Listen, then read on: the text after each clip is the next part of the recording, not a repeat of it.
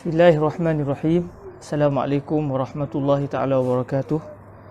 Alhamdulillahi rabbil alamin. Wassalatu wassalamu ala habibina wa sayyidina wa maulana Muhammadinil karim wa ala alihi wa itratihi wa ashabihi ajma'in. Ashhadu an la ilaha illallah wahdahu la syarikalah wa ashhadu anna habibana wa sayyidana wa maulana Muhammadan abdullahi wa rasuluh wa safiyuhu min khalqihi wa habibuh addal amanah وبلغ الرسالة ونصح الأمة وكشف الله به الغمة اللهم صل وسلم وزد وبارك على حبيبنا وسيدنا ومولانا محمد وعلى آل سيدنا محمد. أما بعد.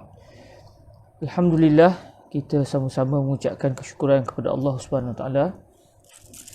Dengan keizinan daripada Allah, kita dapat bertemu pada majlis yang ke-31 dan insya-Allah hari ini kita akan mengkhatamkan biiznillah subhanahu wa ta'ala kitab karangan Syekh Abdullah ibnu Muhammad As-Siddiq Al-Ghumari rahimahullah subhanahu wa ta'ala. Semoga Allah subhanahu wa ta'ala menjadikan barakah kita membaca hadis-hadis Rasulullah sallallahu alaihi wasallam pada hari ini akan menggembirakan hati kita insya-Allah subhanahu wa ta'ala di akhirat kelak. Allahumma amin. Dan insya-Allah sekiranya majlis kita tidak dapat habis sebelum asar, selepas solat asar kita akan sambung semula insya-Allah subhanahu wa ta'ala. Kita akan sambung baki yang berbaki daripada kitab ini insya-Allah. Kita akan cuba habiskan sebelum asar. Namun kalaulah kita tidak sempat untuk menghabiskannya sebelum asar, kita akan menyambung insya-Allah subhanahu wa ta'ala selepas daripada kita selesai salat asar biiznillah subhanahu wa ta'ala. Okey. Kita berbaki hari itu kita akan baca peringkat awalnya selawat ke atas Nabi sallallahu alaihi wasallam sebanyak 19 kali pada hari ini. Hari itu kita dah berselawat sebanyak 15 kali. Kita dah selawat sebanyak 15 kali, jadi berbaki kepada kita sebanyak lagi 19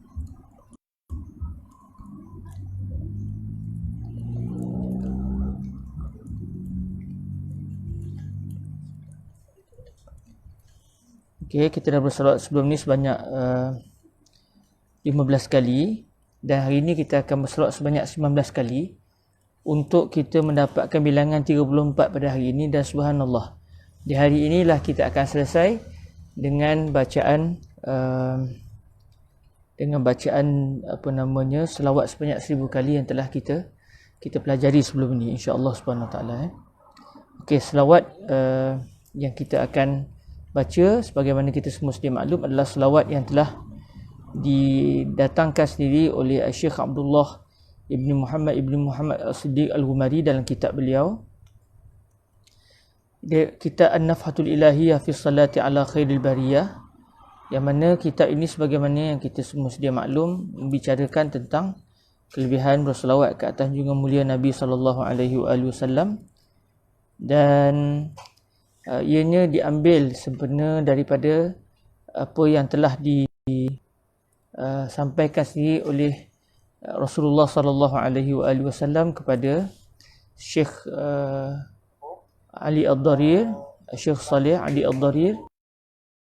Dan alhamdulillah, cita-cita kita untuk membaca selawat ini sebanyak 1000 kali insya-Allah tercapai pada hari khatam ini biiznillah subhanahu wa taala insya-Allah.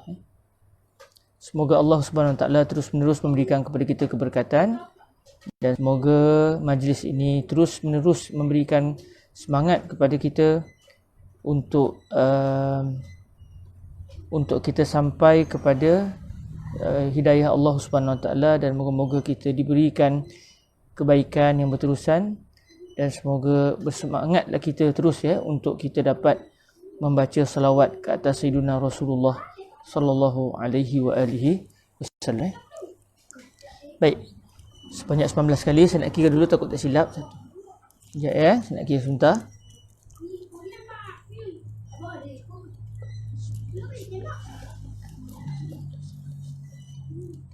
Okey, 19. Kita mulakan insya-Allah.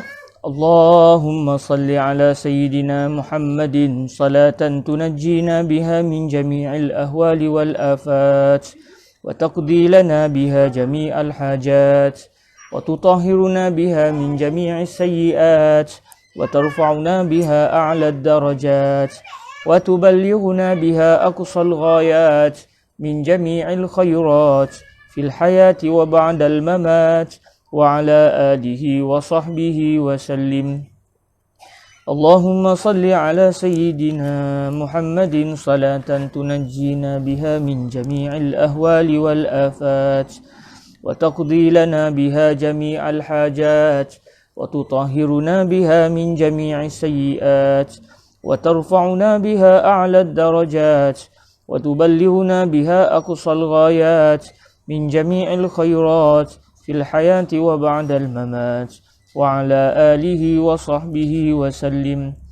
اللهم صل على سيدنا محمد صلاة تنجينا بها من جميع الأهوال والآفات وتقضي لنا بها جميع الحاجات وتطهرنا بها من جميع السيئات وترفعنا بها أعلى الدرجات وتبلغنا بها أقصى الغايات من جميع الخيرات في الحياة وبعد الممات وعلى آله وصحبه وسلم. اللهم صل على سيدنا محمد صلاة تنجينا بها من جميع الأهوال والآفات وتقضي لنا بها جميع الحاجات وتطهرنا بها من جميع السيئات وترفعنا بها أعلى الدرجات وتبلغنا بها أقصى الغايات من جميع الخيرات في الحياة وبعد الممات وعلى آله وصحبه وسلم.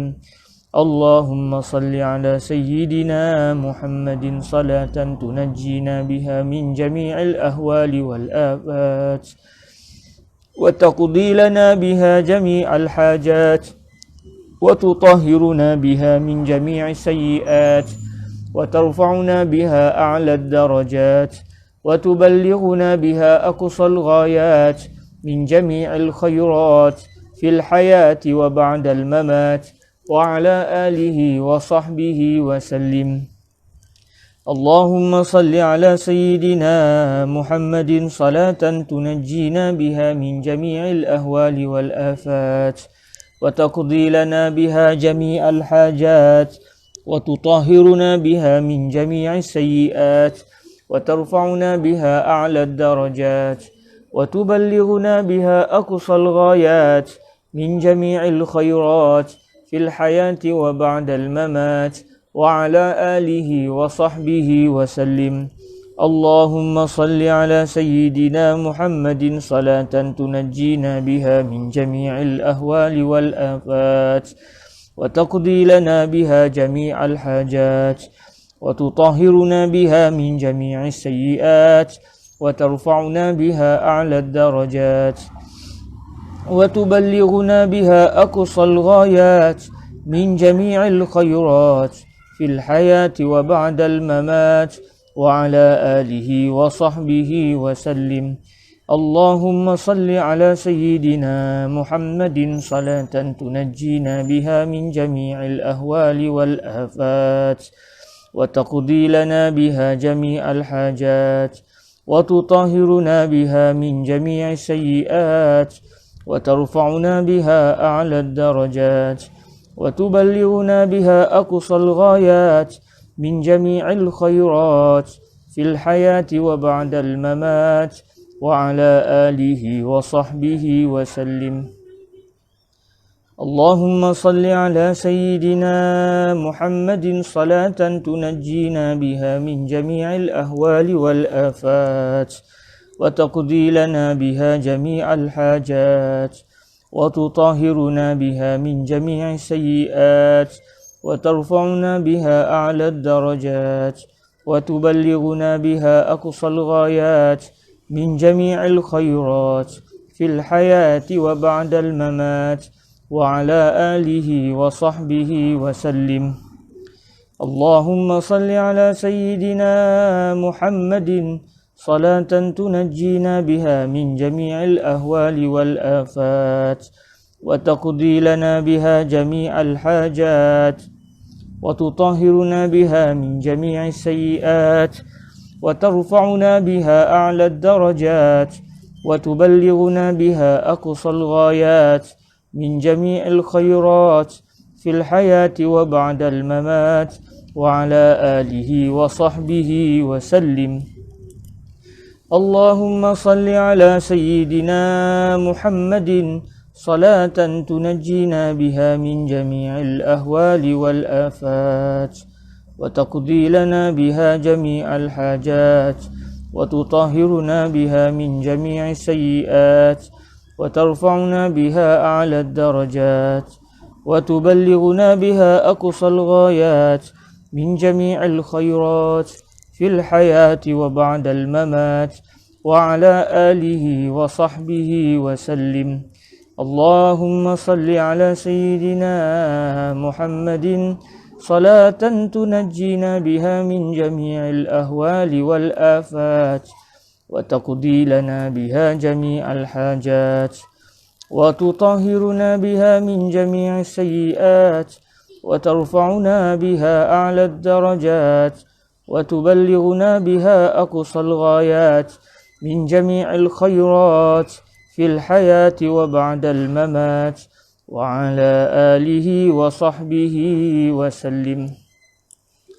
اللهم صل على سيدنا محمد صلاة تنجينا بها من جميع الأهوال والآفات وتقضي لنا بها جميع الحاجات وتطهرنا بها من جميع السيئات وترفعنا بها أعلى الدرجات وتبلغنا بها أقصى الغايات من جميع الخيرات في الحياة وبعد الممات وعلى آله وصحبه وسلم. اللهم صل على سيدنا محمد صلاة تنجينا بها من جميع الأهوال والآفات وتقضي لنا بها جميع الحاجات وتطهرنا بها من جميع السيئات وترفعنا بها أعلى الدرجات وتبلغنا بها أقصى الغايات من جميع الخيرات في الحياة وبعد الممات وعلى آله وصحبه وسلم. اللهم صل على سيدنا محمد صلاة تنجينا بها من جميع الأهوال والآفات وتقضي لنا بها جميع الحاجات وتطهرنا بها من جميع السيئات وترفعنا بها أعلى الدرجات وتبلغنا بها أقصى الغايات من جميع الخيرات في الحياة وبعد الممات وعلى آله وصحبه وسلم. اللهم صل على سيدنا محمد صلاة تنجينا بها من جميع الأهوال والآفات وتقضي لنا بها جميع الحاجات وتطهرنا بها من جميع السيئات وترفعنا بها أعلى الدرجات وتبلغنا بها أقصى الغايات من جميع الخيرات في الحياة وبعد الممات وعلى آله وصحبه وسلم. اللهم صل على سيدنا محمد صلاة تنجينا بها من جميع الأهوال والآفات وتقضي لنا بها جميع الحاجات وتطهرنا بها من جميع السيئات وترفعنا بها أعلى الدرجات وتبلغنا بها أقصى الغايات من جميع الخيرات في الحياة وبعد الممات وعلى آله وصحبه وسلم. اللهم صل على سيدنا محمد صلاة تنجينا بها من جميع الأهوال والآفات وتقضي لنا بها جميع الحاجات وتطهرنا بها من جميع السيئات وترفعنا بها أعلى الدرجات وتبلغنا بها أقصى الغايات من جميع الخيرات في الحياة وبعد الممات وعلى آله وصحبه وسلم. اللهم صل على سيدنا محمد صلاة تنجينا بها من جميع الأهوال والآفات وتقضي لنا بها جميع الحاجات وتطهرنا بها من جميع السيئات وترفعنا بها أعلى الدرجات وتبلغنا بها أقصى الغايات من جميع الخيرات في الحياة وبعد الممات وعلى آله وصحبه وسلم. Walhamdulillahi Rabbil Alamin. Alhamdulillah. Syukur pada Allah Subhanahu Wa Taala, kita direzekikan oleh Allah dapat berselawat ke atas Nabi sallallahu alaihi wasallam dengan sirah yang telah diajarkan oleh baginda Nabi sallallahu alaihi wasallam, yang kita telah pun mengamalkannya. Dan pada sebentar tadi selesai kita berselawat dengan selawat tersebut dengan jumlah sebanyak 1000 kali. Alhamdulillah, selawat yang telah diajarkan oleh Nabi sallallahu alaihi wasallam kepada Syekh Musa Ad-Darir. Dan alhamdulillah, dengan berkat selawat tersebut, moga-moga Allah Taala mengangkat segala bala yang menimpa diri kita dan memberikan kebaikan kepada kita semua, insya-Allah Subhanahu Wa Taala. Dan kepada sahabat yang belum lagi dapat mencapai sebanyak 1000 kali, saya cadangkan amalkan terus selawat ini agar kita dapat sampai kepada bilangan 1000 kali berselawat dengan selawat ini yang telah diajarkan sendiri dan telah disebut sendiri bilangannya oleh Nabi di dalam mimpi, yang telah dilihat oleh Syekh Musa Ad-Darir dalam mimpinya. Alhamdulillah. Baik, para hadirin yang dirahmati Allah Subhanahu Wa Taala, dalam bahagian komen tu saya ada sertakan link. Di link itu insya-Allah adalah bacaan selawat yang kita akan baca di akhir majlis nanti, insya-Allah. Saya salin balik selawat yang telah didatangkan oleh Syekh Abdullah Al-Ghumari di bahagian akhir kitab, dan kita akan membacanya daripada mula sampai akhir supaya kitab ini dapat kita baca secara bersama-sama, insya-Allah. Jadi bolehlah sementara tu pakat-pakat boleh download untuk mudah kita membaca secara berjemaah selawat yang telah didatangkan oleh Syekh Abdullah Al-Ghumari di akhir kitab ini. Okey.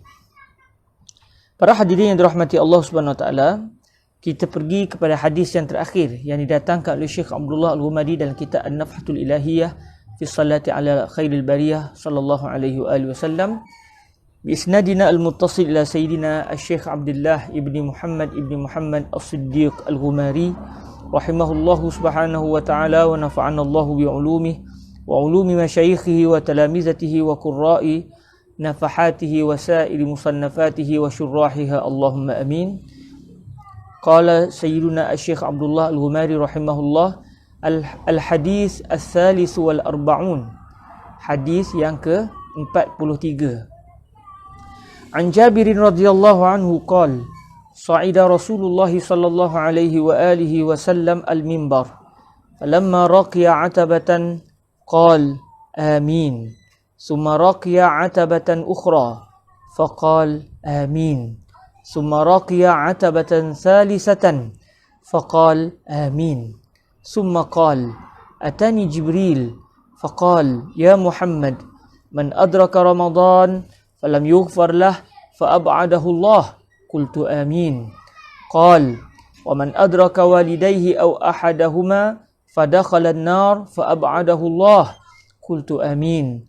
فقال ومن ذكرت عنده فلم يصلي عليك فأبعده الله، قل آمين. فقلت آمين. رواه البخاري في الأدب المفرد وهو حديث صحيح بل مشهور. Para hadirin yang dirahmati Allah Subhanahu Wa Taala, hadis yang ke-43 ini bermaksud daripada Sayyidina Jabir radhiyallahu taala anhu. Beliau telah berkata, Rasulullah sallallahu alaihi wasallam telah menaiki mimbar, baginda telah menaiki mimbar baginda untuk menyampaikan khutbah. Apabila baginda sampai kepada anak tangga mimbar yang pertama, baginda telah bersabda amin. Kemudian baginda naik ke tangga mimbar yang kedua, kemudian baginda telah berkata amin. Kemudian baginda telah menaiki tangga mimbar yang ketiga, lalu baginda telah bersabda, amin. Kemudian baginda telah berkata, sesungguhnya Jibril telah mendatangiku. Lalu beliau telah berkata, wahai Muhammad, barang siapa yang telah menemui Ramadan tetapi dia tidak pula diampunkan dosanya, maka dia telah dijauhkan oleh Allah. Saya telah berkata, iaitu Nabi SAW telah bersabda, amin. Sayyidina Jibril telah berkata lagi, barang siapa yang telah menemui, yang sempat sempat menemui dua ayahnya atau salah seorang di antara mereka berdua, lalu dia masuk pula ke dalam neraka, maka dia telah dijauhkan oleh Allah. Saya telah berkata, iaitu Nabi SAW, amin. Sayyidina Jibril telah berkata lagi, barang siapa yang anda disebut di sisinya, tiba-tiba dia tidak perlu berselawat ke atas anda, maka dia telah dijauhkan oleh Allah. Katakan wahai Nabi, amin. Lalu saya telah berkata, amin. Hadis ini telah diriwayatkan oleh Al-Imam Al-Bukhari dan kitab beliau Al-Adabul Mufrad, dan ini adalah hadis sahih, bahkan ianya adalah hadis masyhur. Maknanya hadis ini selain daripada statusnya sahih, dia diriwayatkan oleh ramai para sahabat, cuma tak sampai ke tahap mutawatir saja. Bukan seorang yang meriwayatkan, tapi ramai. Cuma ramai mereka tidak sampai ke tahap mutawatir. Maknanya status hadis ini adalah masyhur, hampir kepada, maknanya statusnya hampir kepada hadis mutawatir, tapi tidak sampai ke tahap hadis mutawatir. Baik, para hadirin yang dirahmati Allah Subhanahu Wa Taala, daripada hadis yang telah diriwayatkan oleh Sayyidina Jabir ibn Abdullah radhiyallahu anhuma ini, ada beberapa perkara yang kita dapat mengambil kesimpulan daripada hadis ini. Yang pertama, kalau kita lihat dalam sanad ataupun dalam matan hadis ini, Nabi SAW telah menaiki mimbar. Maknanya bila menaik mimbar ni, maknanya tujuan untuk berkhutbah lah. Maknanya kemungkinan ini adalah khutbah Jumaat lah. Peristiwa ini berlaku kemungkinannya pada hari Jumaat, sewaktu Nabi ingin menyampaikan khutbah. Atau mungkin juga berlaku pada hari raya, sewaktu Nabi ingin menyampaikan khutbah. Tak disebut pula dalam sanad, dalam matan hadis ini bilakah ianya berlaku. Cuma Rasulullah SAW menaiki mimbar, dan Nabi menaiki mimbar kebiasaannya pada hari Jumaat ataupun pada hari raya Idul Adha untuk menyampaikan khutbah dalam masjid Nabi lah. Kemudian Nabi telah menaiki tangga. Bila Nabi naik tangga yang pertama, Nabi sebut amin. Lepas tu Nabi naik tangga yang kedua, Nabi sebut amin. Nabi naik pada tangga yang ketiga, Nabi juga menyatakan amin. Kemudian Nabi telah menerangkan kepada sahabat kenapa Nabi menyebut kalimah amin sebanyak 3 kali. Jadi kalau kita lihat dalam hadis-hadis yang lain, contohnya sebagaimana diriwayatkan oleh dalam kitab Al-Bir Wasilah, karangan Abu Abdullah Al-Marwazi, disebut bahawa selesai berkhutbah baru Nabi terangkan. Maksudnya para sahabat tengok Nabi sewaktu nak naik atas mimbar tu sebut amin 3 kali. Setiap kali Nabi naik atas tangga mimbar, Nabi akan sebut amin. Jadi lepas tu Nabi sambung khutbah, Nabi meneruskan khutbah. Bila selesai khutbah, barulah Nabi menerangkan kepada para sahabat. Maksudnya kalau ikut adatnya, selesai dah khutbah, selesai solat apa semua, Nabi pun menerangkan kepada para sahabat mengapa Nabi menyebut kalimah amin sebanyak 3 kali. Okey. Dan dalam masa yang sama juga, kata Fadilatul Syekh Yusri bin Rushdi Al-Hasani, sewaktu beliau pernah membaca hadis ini kepada kami, kata beliau, ini juga menunjukkan bahawa mimbar Sayyidina Rasulullah sallallahu alaihi wasallam ada 3 anak tangga. Mimbar Nabi ada 3 anak tangga. Anak tangga pertama, nak naik ke mimbar tu, naik tangga pertama, naik tangga kedua, naik tangga ketiga, pijak di tangga ketiga tu barulah tempat duduk. Maknanya bila Nabi duduk, di bawah Nabi ada 3 anak tangga. Sebab sebahagian orang berpendapat anak tangga Nabi ada 2. Maksudnya tangga pertama, tangga kedua, terus tempat duduk. Okey. Tapi daripada hadis ini tahulah kita bahawa mimbar Nabi ada 3 anak tangga. Tangga pertama, tangga kedua, kemudian tangga ketiga, kemudian Nabi pijak di tangga ketiga, Nabi pun duduk di atas bangku mimbar. Dan kalau kita tengok dalam kisah peristiwa Sayyidina Abu Bakar, apabila Sayyidina Abu Bakar menjadi khalifah, maka Sayyidina Abu Bakar bila berkhutbah beliau akan berdiri di tangga yang kedua dan duduk di tangga yang ketiga. Sebab beliau tidak mahu duduk di tempat yang mana Nabi pernah duduk. Sebab kalau Nabi pijak tangga ketiga, Nabi duduk di bangku mimbar. Sayyidina Abu Bakar pula, beliau sewaktu berkhutbah naik di tangga yang kedua dan terus duduk di tangga ketiga. Maksudnya tak duduk di bangku mimbar, sebabnya duduk di tangga ketiga. Bila Sayyidina Umar naik sebagai khalifah, Sayyidina Umar naik di tangga yang pertama, naik tangga yang pertama dan duduk di tangga yang kedua, kerana beliau tidak mahu beliau tidak mahu berdiri di tangga yang kedua, kerana beliau akan duduk sama tempat dengan tempat duduknya Sayyidina Abu Bakar As-Siddiq radhiyallahu taala anhu. Jadi di sini pun kita dapat lihat bagaimana subhanallah para sahabat Nabi, selain daripada mereka beradab betul-betul dengan Rasulullah, sesama para sahabat pun mereka sangat beradab. Maksudnya mereka sangat tahu kedudukan Sayyidina Abu Bakar yang sangat tinggi di sisi Allah, sehingga para sahabat begitu menghormati Sayyidina Abu Bakar As-Siddiq radhiyallahu taala anhu wa ardahu. Jadi Syekh Yusri bin Rushdi Al-Hasani pernah menerangkan kepada kami bahawa apabila Nabi naik sampai ke tangga yang ketiga, sebab setiap tangga Nabi naik tu Nabi akan sebut amin, amin, amin. Jadi tahulah kita tangga mimbar Nabi sangat ringkas. Ada tangga pertama, ada tangga kedua, ada tangga ketiga, terus selepas tangga ketiga itu adalah tempat duduk. Kemudian para hadirin dirahmati Allah Subhanahu Wa Taala, dalam hadis ini setiap kali Nabi selesai Nabi berkhutbah, Nabi menerangkan kepada para sahabat, Nabi kata Sayyidina Jibril telah pun datang menemui saya. Sewaktu Nabi naik di atas setiap tangga itu, Sayyidina Jibril menemui Nabi. Sewaktu Nabi naik di tangga itu, Sayyidina Jibril ada ketika itu. Namun para sahabat tidak melihat Sayyidina Jibril. Namun Nabi SAW melihat perkara ghaib. Jadi kita sebagai orang beriman dengan segala kenyataan yang didatangkan oleh Sayyidina Rasulullah SAW.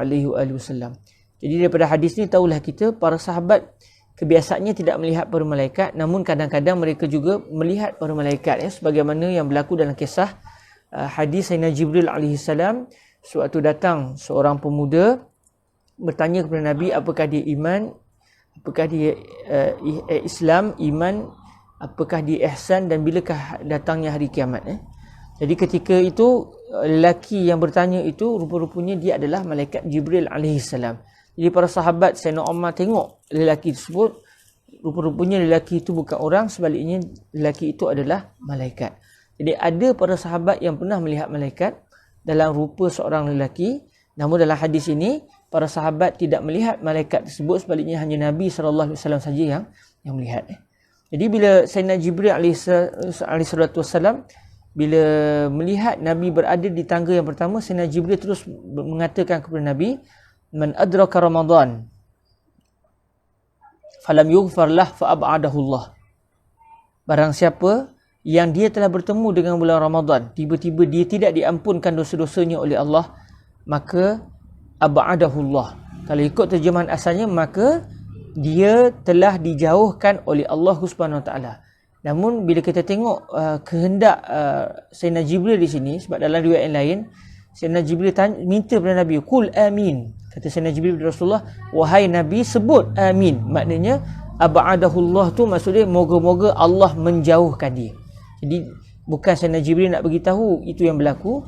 Sebenarnya Sayyidina Jibril memohon kepada Nabi SAW untuk mengaminkan doa tersebut.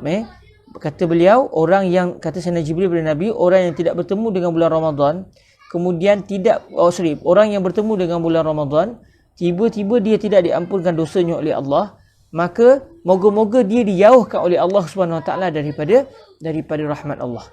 Maksudnya rugi, orang ni sangat rugi. Dia datang bulan Ramadan, sepatutnya dosanya diampunkan, tapi dia tak diampunkan dosanya oleh Allah, maka dia sangat-sangat jauh pada Allah Taala. Maka marilah kita mendoakan supaya orang ini dijauhkan oleh Allah Subhanahu Wa Taala. Lalu Sayyidina Jibril kata kepada Nabi, "Qul amin." Wahai Nabi, sebut amin. Lalu barulah Nabi menyatakan amin. Jadi di sini kita juga dapat belajar betapa doa Nabi itu sangat mustajab. Sehingga Sayyidina Jibril alaihissalam meminta supaya Nabi mengaminkan doa Sayyidina Jibril. Dan Sayyidina Jibril bila menyuruh Nabi SAW dengan satu perkara, tahulah kita bahawa itulah sebenarnya kehendak Allah Azza wa Jal. Itu yang diinginkan oleh Allah. Kerana Sayyidina Jibril tidak akan menyuruh Nabi melakukan apa saja yang tidak diperintahkan oleh Allah Subhanahu wa Ta'ala. Jadi tahulah kita memang Allah Ta'ala ingin menyatakan kepada kita, orang yang bertemu Ramadan tapi tidak diampunkan dosa, dia memang sangat-sangat rugi. Lalu Nabi pun nyebut amin. Bila Nabi selesai di tangga yang pertama dan dah sebut amin, Nabi pun naik di tangga yang kedua. Sayyidina Jibril sebut pula kepada Nabi. Sayyidina Jibril kata kepada Nabi SAW, pada tangga yang kedua, barang siapa yang dia sempat bertemu dengan dua ibu bapanya, dia sempat bertemu ayahnya, sempat bertemu ibunya, atau dia sempat dengan salah seorang di antara mereka berdua. Maknanya mungkin masa dia lahir-lahir tu dia hanya sempat dengan ayah dia atau sempat dengan ibunya, memang salah seorang, atau dia memang sempat dengan kedua-duanya sekali. Memang dia sempat besar, dia sempat jadi orang besar, jadi orang yang muda, orang remaja, dan ibu ayahnya masih ada, atau salah seorangnya masih ada. Tiba-tiba tidak pula dosanya diampunkan oleh Allah, maka orang ini moga-moga Allah menjauhkan dia daripada rahmat Allah. Maknanya dia ni sangat teruk. Macam mana ibu dan ayah dia ada, tiba-tiba dosanya tak diampunkan oleh Allah. Sedangkan ibu bapa itu merupakan pintu kepada keampunan Allah Subhanahu Wa Taala. Dengan kita berbuat baik kepada ibu bapa, Allah Taala akan mengampunkan dosa kita. Allahumma amin. Tiba-tiba ada orang tu, dia sempat jumpa mak ayah dia ataupun salah seorang, tiba-tiba tidak pula diampunkan dosanya, maka orang ini hendaklah dia dijauhkan daripada Allah. Lalu Sayyidina Jibril minta sekali lagi Nabi untuk melafazkan kalimah amin, supaya doa Sayyidina Jibril diaminkan oleh Sayyidina Rasulullah sallallahu alaihi wasallam. Lalu Nabi pun menyatakan amin. Selesai Nabi mengucapkan amin, Nabi pun naik ke tangga yang ketiga untuk menaiki mimbar sebab Nabi nak berkhutbah. Sebab tu Nabi berada di tangga yang ketiga. Sayyidina Jibril sebut pada Nabi, "Wa man zukirta indah falam yusalli alaik fa ab'adahu Allah. Qul amin." Faqultu amin. Bila Nabi sampai di tangga yang ketiga, tangga mimbar yang ketiga, Sayyidina Jibril sebut pada Nabi, barang siapa yang anda disebut di sisinya, tiba-tiba dia tidak pula berselawat kepada anda, fa ab'adahu Allah, maka moga-moga Allah menjauhkan dia. Jauhkan daripada apa? Tak tahu. Mungkin jauh daripada rahmat Allah, mungkin jauh daripada keampunan Allah, mungkin jauh daripada mendapat pahala yang besar. Hanya Allah Ta'ala sajalah yang tahu apa yang dimaksudkan oleh Sayyidina Jibril. Namun kenyataan ini sangat-sangat menggerunkan kita. Tidak jauh daripada apa? Jauh daripada kasih sayang Allah, wali'azubillah. Jauh daripada apa? Hanya Allah saja yang tahu. Hadis ini nak minta kita supaya mengelak daripada menjadi orang yang menerima doa Sayyidina Jibril yang membawa kepada kebinasaan kita. Jadi dalam doa yang ketiga ini, Nabi kata, Sayyidina Jibril sebut kepada Nabi, barang siapa yang anda disebut di sisinya, tiba-tiba dia tidak pula berselawat ke atas anda, fa ab'adahu Allah, moga-moga dia akan dijauhkan oleh Allah Subhanahu Wa Taala. Maknanya Nabi menyatakan, Sayyidina Jibril sebut pada Nabi, orang ini moga-moga Allah jauhkan dia daripada apa, hanya Allah saja yang tahu. Itu pun dah menggerunkan kita, sebab kita tak tahu jauh daripada apa. Dan Nabi pun sebut amin.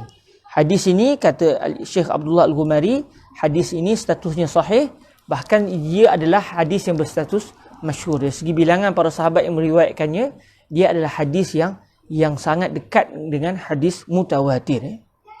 Jadi para hadirin yang dirahmati Allah, hadis yang terakhir ini Syekh Abdullah Al-Ghumari tutup kitabnya untuk menyatakan kepada kita bahawa rugi sangat orang yang sudah direzekikan oleh Allah. Mari kita kata rezeki terpijak lah kalau bahasa orang Melayu kita. Direzekikan oleh Allah dengan rezeki yang tidak semena-mena. Tiba-tiba orang sebut nama Nabi SAW di sisinya, tiba-tiba dia jadi macam tunggul kayu. Dengar orang sebut nama Nabi, senyap saja. Maka dia adalah orang yang sangat-sangat rugi, kerana sudah direzekikan Allah peluang untuk dapat berselawat kepada Nabi, tidak pula dia berselawat, maka dia telah terkena doa Sayyidina Jibril AS yang diaminkan oleh Nabi SAW. Maka dengan hadis ini, sayugialah ke atas kita untuk bila dengar saja nama Nabi, biar hati kita tu jangan jadi tunggul kayu. Sebut je Nabi, kita tergerak hati kita untuk berselawat kepada Nabi. Bahkan tunggul kayu pun cinta kepada Nabi SAW, sebagaimana yang kita semua sedia maklum apa yang berlaku ke atas batang kurma yang dulu pernah menjadi sandaran Nabi dalam masjid. Kemudian apabila dibina mimbar, Nabi pun naik atas mimbar, batang kurma itu menangis teresak-esak kerana sudah tidak lagi Nabi bersandar jasad baginda ke batang kurma tersebut. Maknanya batang kurma pun cinta kepada Nabi. Maknanya orang yang bila disebut nama Nabi, tidak pula dia tergerak hatinya, tidak berbunga-bunga hatinya, orang ini lebih teruk daripada tunggul kayu. Moga-moga bukanlah kita orang tersebut. Allahumma amin. Selesailah kita membaca hadis yang terakhir daripada kitab An-Nafhatul Ilahiyah fi Salati ala Khairil Bariyah. Moga-moga 43 hadis yang telah kita pelajari ini menggerakkan terus hati kita untuk menjadi orang yang banyak berselawat ke atas Sayyiduna Rasulullah sallallahu alaihi wa alihi wasallam. Mari kita melihat berita gembira yang terakhir didatangkan oleh Syekh Abdullah Al-Ghumari di dalam kitab beliau, Al-Mubashiratu Al-Hadiyatu Was-Salasun, berita gembira yang ke-31. Berita gembira yang ke-31. Berita gembira yang ke-31 iaitu pada muka surat Allahumma salli ala sayyidina Nabi. Pada muka surat yang ke-122 pada muka surat 122. Baik, kita lihat apa yang didatangkan oleh Syekh Abdullah Al-Ghumari yang merupakan berita gembira terakhir yang didatangkan oleh beliau untuk menutup kitab ini. Qala Syekh Abdullah Al-Ghumari rahimahullahu azza wa jalla, Al-Mubashiratu Al-Hadiyatu Was-Salasun.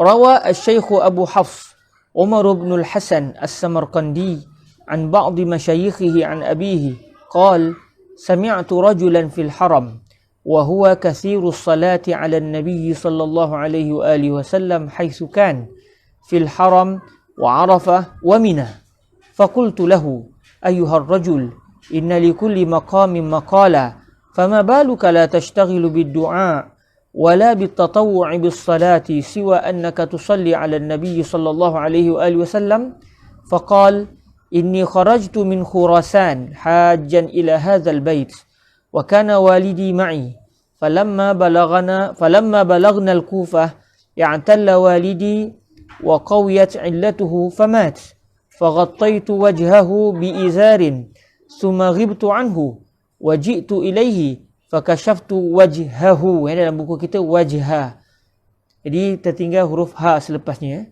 فكشفت وجهه لأراه فإذا صورته كصورة الحمار فحين رأيت ذلك عظم عندي وحزنت حزنا شديدا وقلت في نفسي كيف أظهر للناس هذا الحال الذي صار إليه والدي وقعدت عنده مهموما فأخذتني سنة من النوم فرأيت في منامي كأن رجلا دخل علينا وجاء إلى والدي وكشف عن وجهه فنظر إليه ثم غطاه ثم قال لي ما هذا الحزن العظيم الذي أنت فيه فقلت وكيف لا أغتم وقد صار والدي بهذه المحنة فقال أبشر إن الله عز وجل قد أزال عن والدك هذه المحنة ثم كشف الغطاء عن وجهه فإذا هو كالقمر الطالع فقلت للرجل بالله من أنت فقد كان قدومك مباركا فقال أنا المصطفى صلى الله عليه وآله وسلم فلما قال ذلك فرحت فرحا عظيما وأخذت بطرف ردائه فلففته على يدي وقلت بحق الله يا رسول الله ألا أخبرتني بالقصة فقال إن والدك آكل الربا وإن من حكم الله عز وجل أن من أكل الربا أن يحول الله صورته عند الموت كصورة الحمار إما في الدنيا وإما في الآخرة ولكن كان من عادة والدك أن يصلي علي في كل ليلة قبل أن يضطجع على فراشه 100 مرة فلما عرضت له هذه من أكل الربا جاءني الملك الذي يعرض علي أعمال أمتي فأخبرني بحالة والدك فسألت الله فشفعني فيه قال فاستيقظت فكشفت عن وجه والدي فإذا هو كالقمر ليلة بدره فحمدت tertinggal huruf ta di situ فحمدت الله وشكرته وجهزته ودفنته وجلست عند قبره ساعة Fabainama ana bainan naimi wal yaqzan idza bihatifin yaqulu li ata'rifu hadhihi al-inayata allati haffat walidaka ma kana sababuha? Qultu la. Qal kana sababuha as-salata ala Rasulillah sallallahu alaihi wa alihi wasallam. Berita gembira yang ke-31 ini adalah sebuah kisah yang telah diriwayatkan oleh Syekh Abu Hafs Umar Ibn Hasan As-Samarqandi. Beliau telah meriwayatkan kisah ini daripada sebahagian guru-guru beliau, yang mana ayah kepada salah seorang guru beliau ini telah menceritakan bahawa saya telah mendengar seorang lelaki di tanah haram. Saya telah mendengar satu orang lelaki sewaktu di tanah haram. Dia ini adalah orang yang banyak berselawat ke atas Nabi SAW di mana saja dia berada. Maksudnya pada musim haji, saya bertemu dengan satu orang. Dia ni berselawat saja kerja dia. Sama ada di tanah haram Makki, atau di Arafah, atau di Mina. Main di semua tempat-tempat yang merupakan tempat orang-orang yang menunaikan haji. Saya jumpa dia, saya tengok dia ni hanya berselawat saja. Sedangkan di setiap tempat tu ada doa-doa khusus yang telah diajar oleh Sayyidina Rasulullah sallallahu alaihi wasallam. Namun orang ini dia tak membaca doa-doa tersebut, sebaliknya dia hanya menyebutkan dirinya dengan berselawat ke atas Nabi alaihi salatu wasallam. Lalu ayah kepada salah seorang guru kepada Syekh Umar bin Al-Hasan As-Samarqandi telah sebut kepada lelaki tadi, ayyuhar rajul, wahai lelaki, sesungguhnya di setiap tempat ada ucapannya. Maknanya kalau kita sedang tawaf pertama ada doa dia. Tawaf kedua ada doa dia. Depan makam Sayyidina Ibrahim AS ada doanya. Sewaktu kita melontar ada doanya. Sewaktu sa'i ada doanya. Setiap tempat ada doanya. Maka apa kena dengan kamu tidak pula menyebutkan dirimu dengan berdoa, tidak pula menyebutkan diri kamu dengan sembahyang sunat? Sebaliknya saya tengok kamu hanya berselawat ke atas Nabi SAW. Lalu lelaki tadi sebut kepada salah seorang ayah kepada salah seorang syekh bagi Syekh Umar bin Al-Hasan As-Samarqandi. Kata lelaki tadi, saya ini satu ketika dahulu telah keluar daripada Khurasan. Beliau berasal daripada Khurasan. Saya telah keluar daripada kampung saya di Khurasan dalam keadaan saya keluar untuk menunaikan haji ke Kaabah. Menunaikan haji untuk saya menunaikan haji di Baitullah. Dan ayah saya ada bersama dengan saya dalam perjalanan itu menunaikan haji. Maka daripada Khurasan kami pun bergerak menuju ke Makkah Al-Mukarramah. Sampai saja kami di Kufah, ayah saya jatuh sakit. Kemudian semakin teruk sakitnya, akhirnya ayah saya telah meninggal dunia.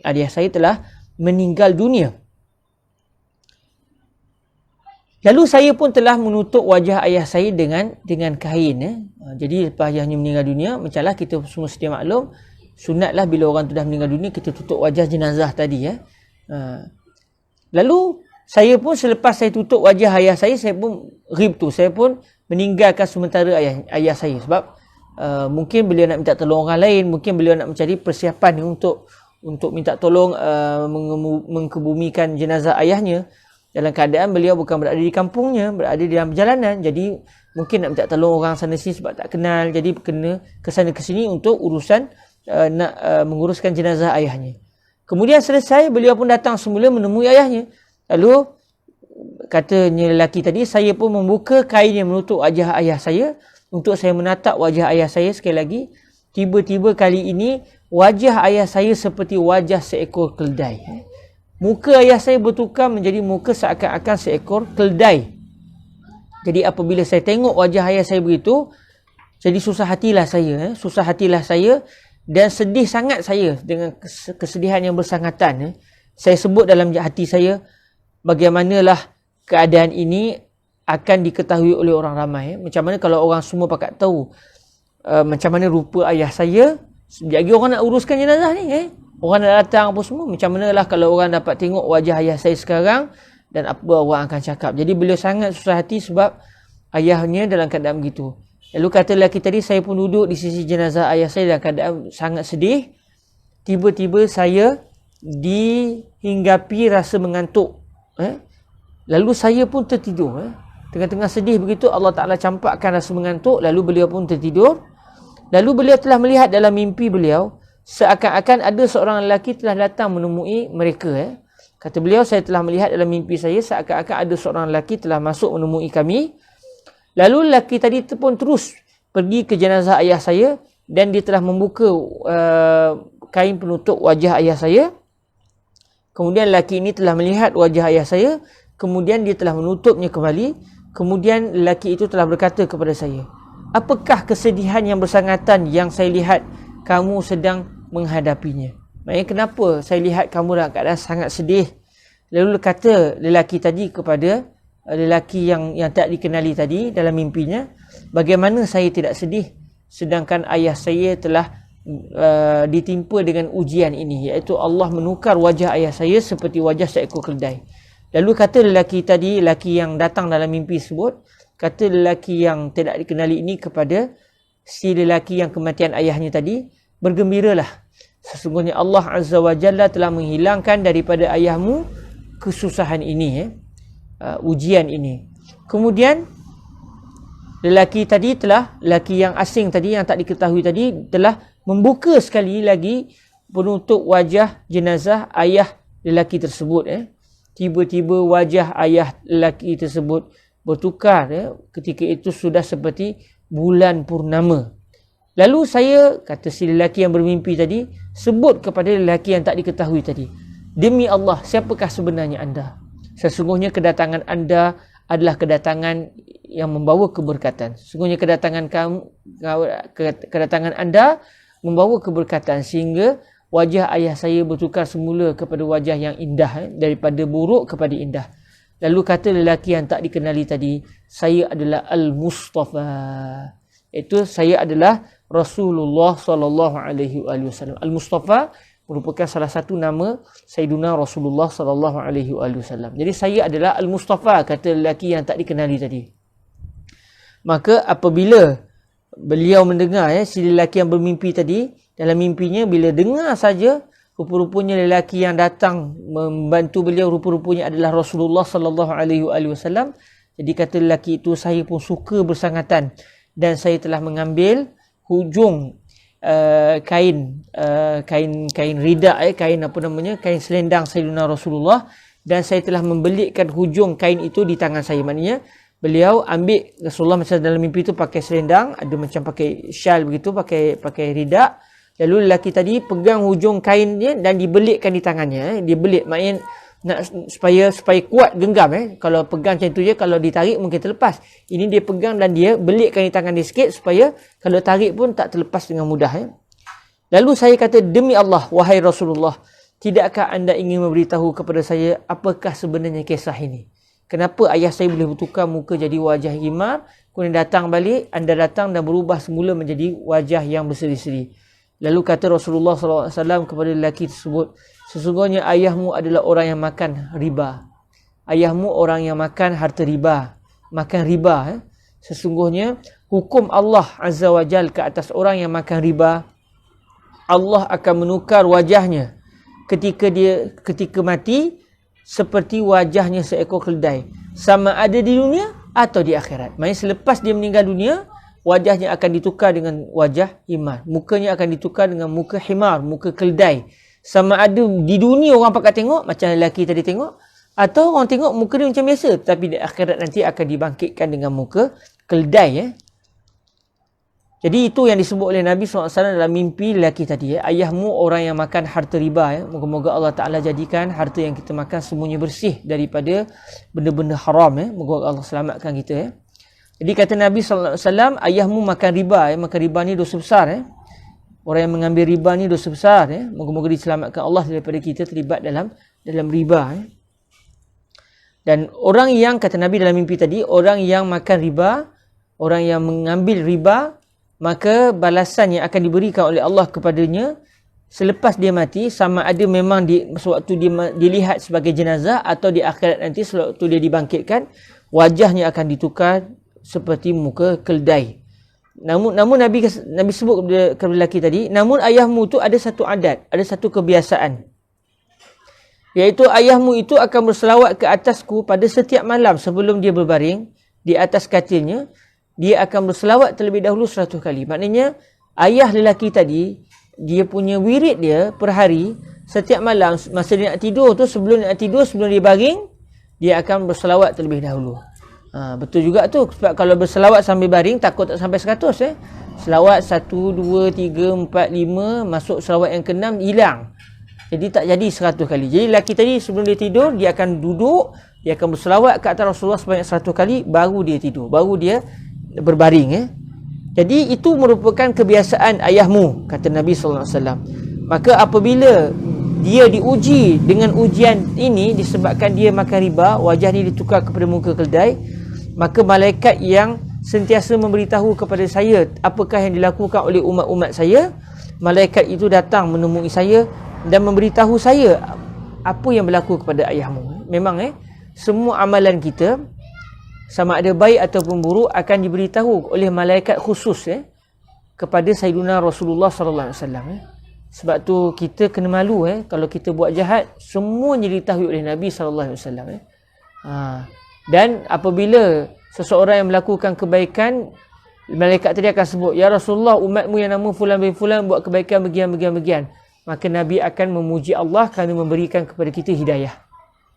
Kalau malaikat tadi sebut kepada Nabi, ya Rasulullah, fulan bin fulan kalangan umatku buat maksiat sekian, orang ni buat dosa sekian, maka Rasulullah dalam hadis yang lain akan memohon istighfar, memohon keampunan daripada Allah, agar Allah memberikan keampunan kepada umat tersebut, kepada orang tersebut. Maknanya dalam apa keadaan pun Rasulullah tidak benci kepada kita. Kita buat maksiat, wali'azubillah, ada orang buat maksiat, Nabi akan memohon agar Allah mengampunkan dosa dia.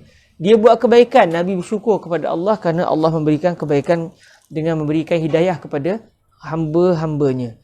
Jadi, walau bagaimana sekalipun Nabi sayang kepada kita, dari sudut yang lain kita kena malu kepada Rasulullah sallallahu alaihi wasallam. Jangan sampai kita melakukan maksiat sehingga Nabi malu. Nama kita sering disebut dan Nabi pun tahu kita kaki maksiat. Minta diselamatkan Allah Subhanahu Wa Taala.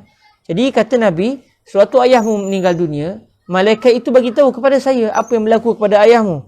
Lalu saya telah meminta kepada Allah agar Allah mengurniakan kepada saya syafaat, agar saya dapat memberikan syafaat kepada ayahmu. Lalu selepas Nabi sebut begitu, lelaki yang mimpi tadi terjaga daripada tidurnya. Dalam mimpinya tengok muka ayahnya berubah. Dia bangun-bangun terus dia selak kain, tengok apa yang berlaku pada wajah ayahnya. Apabila dia selak, dia tengok wajah ayahnya sangat indah seperti bulan ketika bulan purnama. Bulan kan ada bulan setengah, ada bulan sikit. Ini dia tengok wajah ayahnya bersinar-sinar indah seperti keadaan bulan sewaktu ketika bulan bertukar menjadi bulan purnama, iaitu pada hari 13, 14 dan 15 bulan Islam. Lalu lelaki tadi kata, saya pun bersyukur kepada Allah. Saya puji Allah, saya syukur pada Allah di atas nikmat Allah tutup aib ayah saya, orang pakat tak tahu. Lalu saya pun segera menguruskan jenazah ayah saya, mandikan ayahnya, kafankan, solatkan, dan akhirnya kata beliau, saya pun mengebumikan ayah saya, kebumikan ayahnya. Kemudian saya pun duduk di kuburnya dalam satu ketika, duduk lepas selesai ke bumi, beliau tak balik terus, duduk di kubur tu. Mungkin berdoa, mungkin memohon istighfar kepada Allah Ta'ala. Maka sewaktu, kata lelaki tadi, saya ketika dalam keadaan antara jaga dan tidur. Ketika saya duduk tu, tiba-tiba saya macam mengantuk. Sewaktu saya sedang dalam keadaan dalam keadaan separa sedar lah. Separa sedar antara tidur dan jaga. Tiba-tiba ada satu suara bertanya kepada saya, kamu tahu tak? Suara tu kata apa? Kamu tahu tak kenapa ayahmu mendapat pertolongan seperti ini? Apa sebabnya? Lalu kata lelaki tadi, saya tidak tahu. Maksudnya kalau ikut cerita tadi, Nabi dah bagi tahu dah. Tapi lelaki ni tak tahu, kok di sana ada lagi kebaikan yang dilakukan oleh ayahnya, sehingga akhirnya Allah Ta'ala memuliakan ayahnya walaupun ayahnya kaki riba. Lalu kata beliau, saya tak tahu. Maksudnya saya tak tahu secara tepatnya itu sahajakah atau ada amalan lain. Lalu kata suara tadi, mungkin suara malaikat lah. Suara tadi sebut kepada lelaki tadi, sebabnya adalah dia kerana selawat ke atas Nabi SAW. Maknanya dengan sebab lelaki tadi orangnya banyak berselawat, walaupun dia kaki melakukan maksiat, buat dosa besar lagi, iaitu makan harta riba. Allah Ta'ala mengampunkan dosanya dengan berkat berselawat ke atas Sayyidina Rasulullah SAW.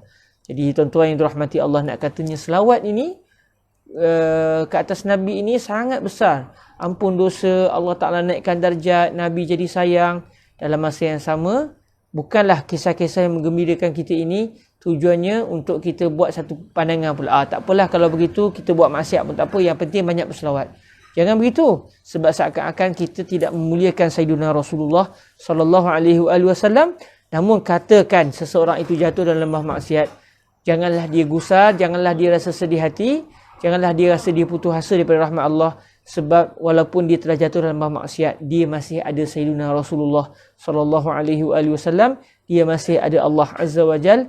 Maka banyakkanlah berselawat ke atas Nabi. Moga-moga segala dosa yang dilakukan itu diampunkan oleh Allah Subhanahu wa taala berkat kita menyebut nama kekasih Allah yang Maha Agung, Sayyidina Rasulullah sallallahu alaihi wasallam. Alhamdulillah, selesailah tuan-tuan yang dirahmati Allah Subhanahu wa taala. Kita membaca kitab An-Nafhatul Ilahiyah fi Salati ala Khairil Bariyah sallallahu alaihi wasallam. Selesailah kita membaca seluruh hadis dan selesailah kita membaca seluruh kisah-kisah gembira yang telah didatangkan oleh Syekh Abdullah Al-Ghumari dalam kitab An-Nafhatul Ilahiyah fi Salati ala Khairil Bariyah sallallahu alaihi wasallam. Syukur pada Allah. Dan sebagaimana yang kita semua sedia maklum, kitab ini terbahagi kepada 3 bahagian. Bahagian pertama menceritakan tentang hadis-hadis menceritakan tentang kelebihan berselawat. Bahagian kedua menceritakan tentang kisah-kisah orang-orang soleh yang telah mendapat ganjaran besar kerana mereka banyak berselawat ke atas junjungan mulia Nabi Muhammad sallallahu alaihi wasallam. Maka bahagian yang ketiga adalah selawat-selawat yang didatangkan oleh Syekh Abdullah ibni Muhammad As-Siddiq Al-Ghumari yang beliau datangkan khusus supaya selepas kita dengar kisah-kisah gembira, selepas kita dengar hadis tentang kelebihan berselawat, jadi kita pun nak berselawat. Okey, apa cadangan contoh gaya selawat yang kita nak berselawat dengannya? Maka Syekh Abdullah ibni Muhammad As-Siddiq Al-Ghumari rahimahullah subhanahu wa ta'ala mendatangkan contoh-contoh selawat yang bila saya lihat ada di antara selawat ini berasal daripada hadis-hadis Rasulullah sallallahu alaihi wasallam. Ada juga selawat yang didatangkan ini daripada kisah-kisah orang soleh yang bermimpi bertemu dengan Nabi, lalu Nabi mengajarkan kepada mereka selawat-selawat tersebut. Jadi alhamdulillah, insya-Allah walaupun kita telah pun selesai membaca kitab ini, 2 bahagiannya telah selesai, berbaki lagi berselawat ke atas Sayyidina Rasulullah sallallahu alaihi wasallam. Insya-Allah disebabkan waktu sembahyang asar dah semakin dekat, sebentar saya nak tengok berapa minit lagi tinggal. Saya kira waktu kita mungkin dalam berapa minit lagi akan azan. Jadi okey, tuan-tuan yang dirahmati Allah Subhanahu Wa Taala, saya dah datangkan dalam bahagian message tu, di bahagian komen tu saya datangkan link untuk memudahkan sahabat-sahabat yang dirahmati Allah Subhanahu Wa Taala membaca selawat yang telah didatangkan oleh Syekh Abdullah Al-Ghumari. Saya datangkan, saya salin balik dan saya telah pun membariskannya untuk memudahkan kita membacanya dengan baik. Jadi insya-Allah pakat-pakat boleh download insya-Allah Subhanahu Wa Taala link tersebut. Ada siapa yang dah download? Boleh tak dapat download? Cuba try. Saya download memang boleh lah sebab pakai laptop saya. Takut sahabat-sahabat yang cuba nak download tak dapat. Boleh siapa-siapa rajin tolong download sikit dan tengok respon dia bagaimana. Okey, insya-Allah kita usahakan untuk download. Kemudian dalam masa yang sama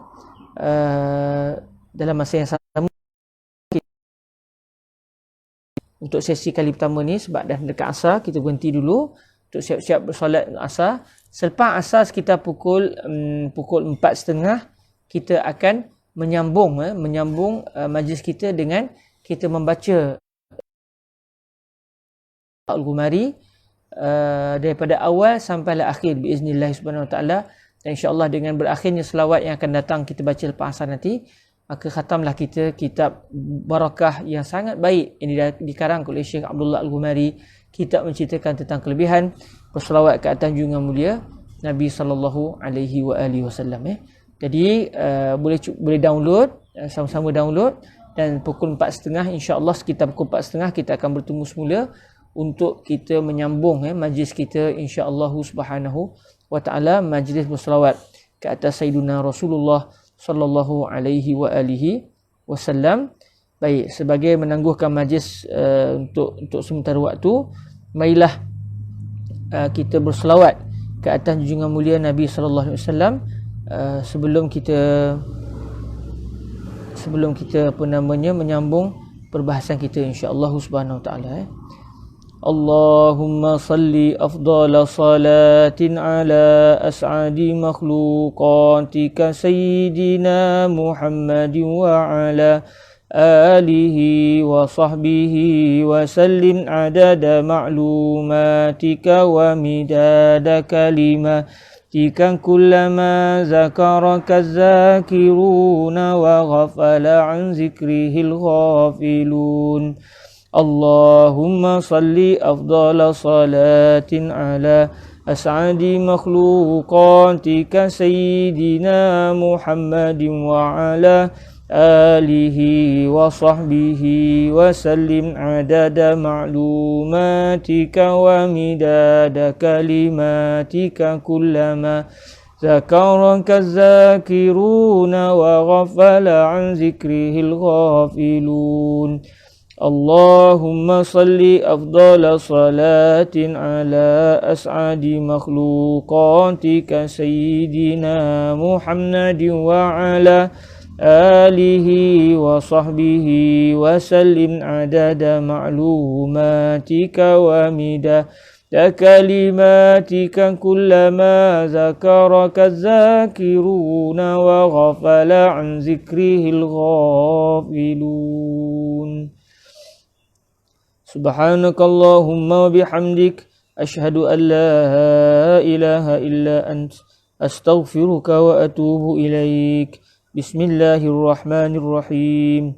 Wal 'asr innal insana lafi khusr illa allazina amanu wa 'amilus solihat wa tawasaw bil haqq wa tawasaw bis sabr. Wassalamualaikum warahmatullahi wabarakatuh.